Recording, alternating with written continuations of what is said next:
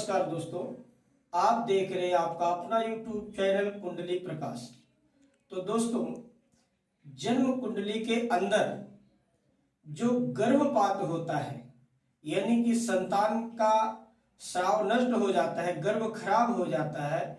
वो किस वजह से होता है और कौन से ग्रहों के कारण होता है, इसके बारे में हम आपको आज बताएंगे। तो दोस्तों, पंचम भाव यानी कि संतान का भाव और पंचम भाव में जब भी सूर्य, मंगल, राहु और केतु इनकी दृष्टि पड़ेगी या ये पंचम भाव में बैठेंगे तो निश्चित ही रूप से एक गर्भ का नाश करते हैं यानी कि गर्भपात करते हैं। इसके अलावा पंचम भाव में यदि बुध और शनि की युति हो जाए, बुध और शनि की युति पंचम भाव में हो जाए तो भी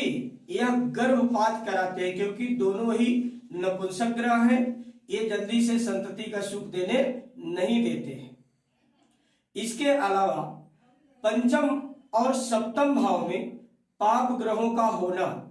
और अष्टम में मंगल का बैठना, जैसे पांचवें भाव में यानी कि संतान के भाव में और सप्तम भाव यानी कि पत्नी स्त्री के घर में ये पाप ग्रह बैठे हो और उनसे अगले घर में यानी कि आठवें घर में यदि मंगल बैठा हो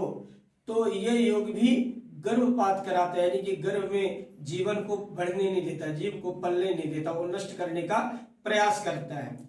इसके अलावा पंचम भाव में यदि मंगल और 11वें भाव में शनि बैठे हो, शनि और मंगल इन दोनों का भी एक दूसरे से दृष्टिपात हो रहा हो और उनका संबंध पंचम भाव से आ रहा हो